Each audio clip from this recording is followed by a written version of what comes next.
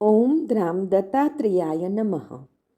દિગંબરા દિગંબરા શ્રીપાદ વલ્લભ દિગંબરા નો તારક મંત્ર આપનાર પરમહંસ પરિવ્રાજકાચાર્ય શ્રીમદ વાસુદેવાનંદ સરસ્વતી સ્વામી મહારાજે તેમના જીવનકાળ દરમિયાન મરાઠીમાં લખેલ પત્રોનો સંગ્રહ એટલે શ્રી વાસુદેવ પત્રબોધ સંગ્રહ, જેમાં સ્વામી મહારાજના અક્ષર પ્રસાદ રૂપે કુલ 292 પત્રો છે. દરરોજ ક્રમમાં આ માર્ગદર્શક પત્રોનું શ્રવણ કરીશું. પત્ર નંબર 235. શ્રી દત્ત.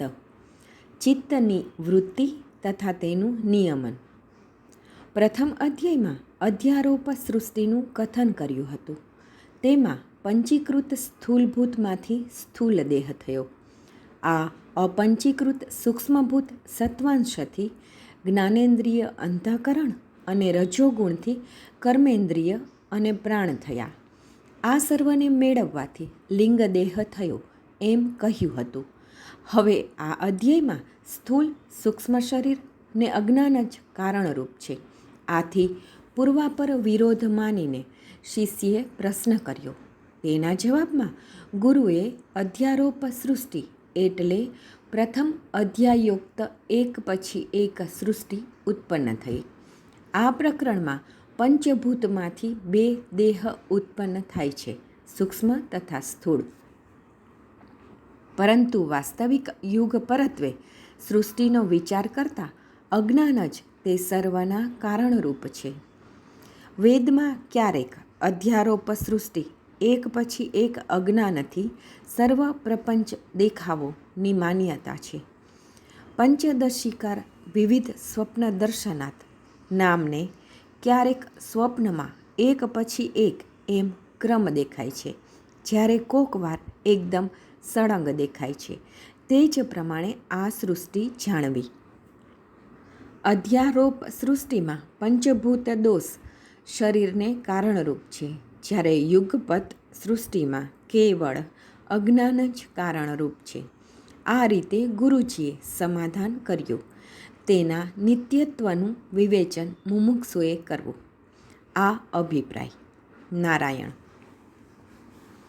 રાગ, દ્વેષ, કામ, ક્રોધ, લોભ, મોહ, મદ, મત્સર, ઈર્ષ્યા, અસૂયા, દંભ, દર્પ, અહંકાર, ઈચ્છા, ભક્તિ અને શ્રદ્ધા આ 16 ચિત્તની વૃત્તિઓ છે. રાગ. પહેલું, સ્ત્રીઓનું રૂપ, લાવણ્ય, સૌંદર્ય, હાવભાવ જોવા, મજાક, રતિસંભોગ કરવો, આ પ્રકારની ચિત્રની જે વૃત્તિઓ પેદા થાય છે તેને રાગ કહે છે. સુખ, સ્નેહ, પ્રીતિ, રસ, આસક્તિ ઇત્યાદિ તેના પેટા ભેદ છે, વિભાગ છે. આ રાગ વારંવાર સ્ત્રીઓનું વિલોકન, તેમની સાથે સંભાષણ, વિલાસ, મજાક, રમૂજ, ક્રીડા, આલિંગન અથવા સ્મરણ કરવાથી પણ વૃદ્ધિ પામે છે. હાડમાંસનો મળમૂત્ર, રક્ત, કફ આદિથી ભરેલ તે દેહના ચિંતનથી તથા તેના વડે પ્રાપ્ત ક્ષણભંગુર સુખથી શું પ્રાપ્ત થશે? બંધન માત્ર પ્રાપ્ત થશે. તેના કરતાં સ્વયં શુદ્ધ હોઈને શુદ્ધ કરાવનાર શાસ્ત્રોએ બતાવેલ દેવતાઓનું ધ્યાન મનમાં લાવવું એટલે રાગ શાંત થશે. બીજું, દ્વેષ. કોઈએ આપણી ઈચ્છા વિરુદ્ધ કર્યું તો તેનું ખરાબ ઈચ્છીએ તે કામના એટલે દ્વેષ. દુઃખ, ભ્રમ, ઉદ્વેગ, શોક એ તેના પેટા ભેદ વિભાગ છે. મનને તેમાંથી પાછું ખેંચીને શમન કરવાથી દ્વેષ હટે છે. ત્રીજું, કામ. ગૃહ, ધન, વસ્ત્રાદિ સંપાદન કરવાની ઈચ્છાને કામ કહે છે. પ્રીતિ, અપેક્ષા આ તેના પેટા વિભાગ છે. ઇન્દ્રિય નિગ્રહરૂપી દમનથી તે દૂર થાય છે. ચોથું, ક્રોધ. સ્વમનોગતથી વિરુદ્ધ વર્તન કરનાર પર સંતાપ કરવો તેને ક્રોધ કહે છે. પશ્ચાતાપ તેનો ભેદ છે. ક્ષમાથી તે દૂર થાય છે. પાંચમું, લોભ. પોતાની પાસે હોય તે સંપત્તિ ખર્ચ ન કરવી તેને લોભ કહે છે. કાર્પણ્ય કંજુસાઈ એ તેનો ભેદ છે. સાચવી રાખેલું ધન કોનું રહ્યું છે? સંયમ કરવાથી કોકવાર પોતાને ઘાત થાય તેમ લાગે છે. જેમણે સર્વસ્વ દાન આપ્યું છે તેઓ ધન્ય થયા છે. આવી ઉદારતાથી આ દોષ દૂર થાય છે. છઠ્ઠું, ઐશ્વર્ય. વિદ્યા અથવા અધિકારનું અભિમાન કરવું તથા કૃત્યાકૃત્ય મનમાં ન આણવું તે મોહ. ઐશ્વર્ય કોનું રહ્યું? સર્વ નશ્વરમ છે. ખાલી અભિમાન ન રાખવું. આવી વિચારસરણીથી આ દોષ દૂર થાય છે. સાતમું, મદ. મને લોકોની પુષ્ટિ ટેકો છે અથવા મારી પાસે પુષ્કળ સંપત્તિ છે, તેના જોર પર હું ગમે તે કરીશ. આને મદ કહે છે. જો આજે આ પાપ થાય તો ભવિષ્યમાં યાતના ભોગવવી પડશે. માટે અહીંથી જ પાછા ફરો. આ વિચારસરણીથી મદ દોષ દૂર થાય છે. આઠમું, મત્સર. વિદ્યા ધન અંગે સ્વસમાન અથવા પોતાનાથી વધુ જોઈને કે સાંભળીને તે સહન ન થવું તેને મત્સર કહે છે. સંતોષથી તે દૂર થાય છે. નવમું, ઈર્ષા. આવું દુઃખ ભલે મારા શત્રુને થાવ, મને કેમ પ્રાપ્ત થયું?